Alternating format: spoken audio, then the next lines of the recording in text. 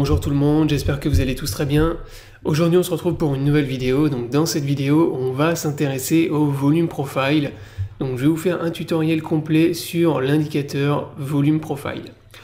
Mais avant de démarrer la vidéo, si vous n'êtes pas encore abonné à la chaîne, je vous invite dans un premier temps à vous abonner. Également, si vous ne savez pas ce que c'est que les volumes et comment utiliser le volume en trading, donc qui est vraiment l'indicateur de base que tout le monde doit savoir maîtriser, j'ai fait un tutoriel complet sur ma chaîne YouTube. Donc je vous invite à aller le consulter, il est ici, le volume en trading, guide complet, je vous mettrai le lien dans la description sous la vidéo. Donc avant de regarder la vidéo sur le volume profile, je vous invite dans un premier temps à aller regarder cette vidéo sur le volume classique pour bien comprendre ce que c'est que le volume et comment l'utiliser, comment obtenir des signaux d'achat et de vente avec cet indicateur. Donc maintenant on va s'intéresser au volume profile. Donc le volume profile, c'est un indicateur qui vous permet d'obtenir le volume non pas sous forme d'histogramme horizontal mais vertical.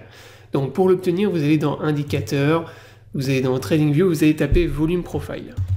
Donc là vous avez toute une liste de volume profile qui sont accessibles. Moi je vais utiliser celui de Lux Algo, donc qui est celui-là avec 7149 ajouts aux favoris.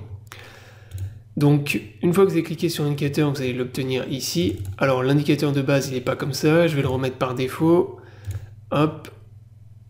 Et je vais vous expliquer après comment paramétrer l'indicateur. Avant de continuer la vidéo, si vous êtes intéressé par le trading des crypto-monnaies, je vous invite à me rejoindre sur Exchange Billet. Vous pouvez trader les crypto-monnaies en spot, en futur.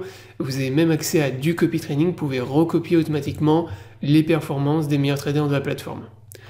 Donc si vous n'êtes pas encore inscrit, vous avez le lien dans la description sous la vidéo. Ce lien vous permet d'avoir accès à un bonus ainsi qu'une réduction sur vos frais en trading. Donc profitez-en. Je vous mettrai également le lien vers mon guide en copy trading pour les gens qui sont intéressés. Donc maintenant on continue le tutoriel sur le volume profile. Donc dans un premier temps, qu'est-ce que c'est que le volume profile?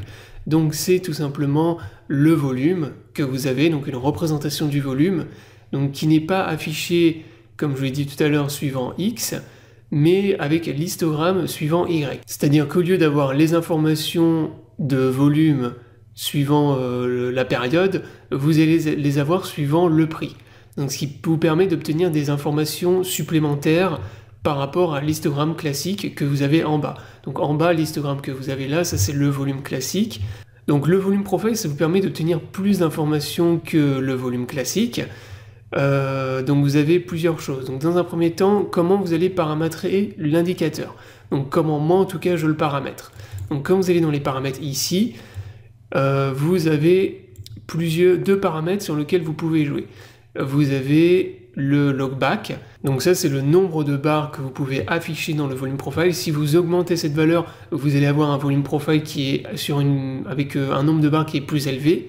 Donc voilà, avec plus d'historique de volume. Et ensuite vous avez les rangées. Donc ça c'est pour augmenter le nombre de rangées. Donc moi ce que je fais en fait c'est que le logback je le mets au maximum, parce que je veux avoir en fait le maximum d'historique en volume. Donc là je vais mettre 1000, qui est la valeur maximale que vous pouvez rentrer sur l'indicateur. Et le nombre de rangées je vais l'augmenter également pour...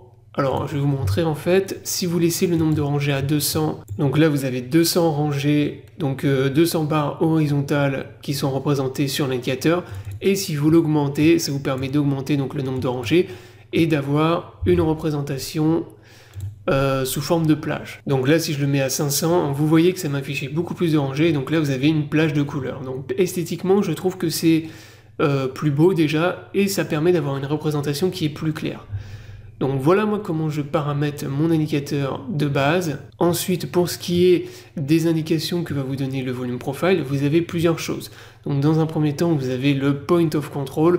Donc point of control, c'est la barre que vous avez ici, enfin le trait plutôt horizontal que vous avez ici en pointillé, qui vous donne le volume maximum que vous avez sur le volume profile. Vous avez ensuite ce qu'on appelle les high volume nodes. Donc ça c'est simplement les pics de volume que vous avez sur l'indicateur. Donc là par exemple vous en avez un ici. Donc là ici vous avez un high volume node et vous avez également les low volume nodes. Donc les low c'est les plus bas, donc les creux que vous avez. Et par exemple vous en avez un ici. Donc là je désactive le volume classique pour que ce soit plus clair et on va garder uniquement le volume profile. Donc maintenant je vais vous expliquer comment utiliser le volume profile pour obtenir en fait on va pas obtenir des signaux en fait de trading avec cet indicateur, mais ça va vous être utile dans votre trading pour détecter en fait les zones où il y a eu beaucoup de volatilité, donc beaucoup de volume, et inversement les zones de faible volatilité. Puisque en fait ce qui va se passer, c'est que toutes les zones, vous voyez, où vous avez beaucoup de volume, donc par exemple on prend la zone ici dans laquelle on évolue actuellement, c'est la zone où on a le plus de volume, et ben ça vous donne des zones de support ou de résistance.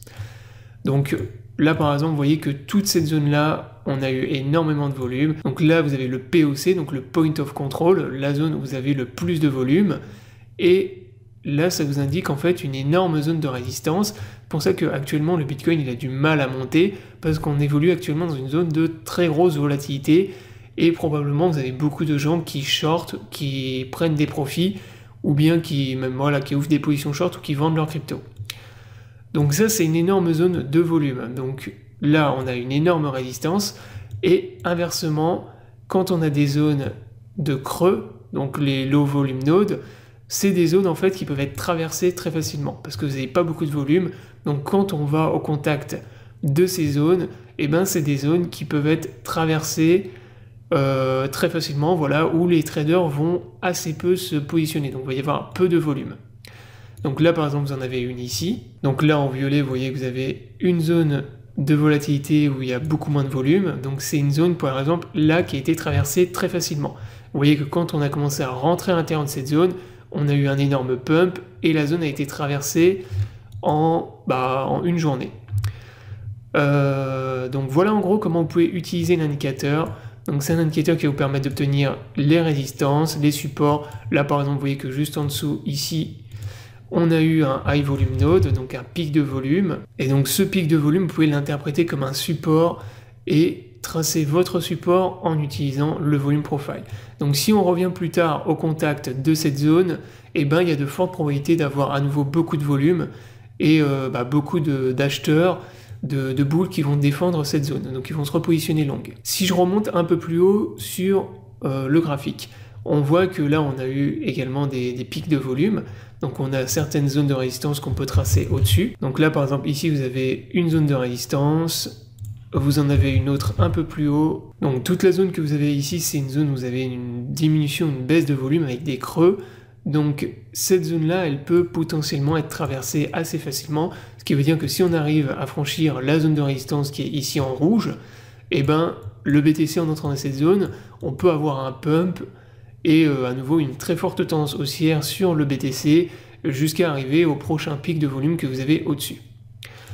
Donc voilà en gros comment vous pouvez utiliser l'indicateur pour tout simplement obtenir des zones de grosse volatilité ou de faible volatilité suivant le prix, et ça vous permet de tracer les zones de support et de résistance. Donc dernière chose concernant cet indicateur, donc comme pour le volume, c'est un indicateur qui va modifier, qui va être changé en fonction du graphique de Bitcoin que vous utilisez.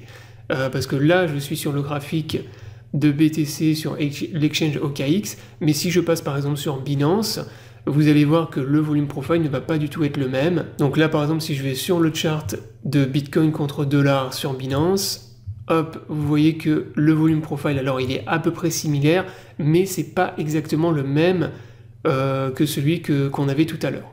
Donc vous voyez que là par exemple vous avez un énorme creux aux alentours des 25 000 $ sur ce graphique, mais là par contre on a toujours le point of control qui se situe à peu près dans la même zone avec le plus grosse zone de volume qui est ici.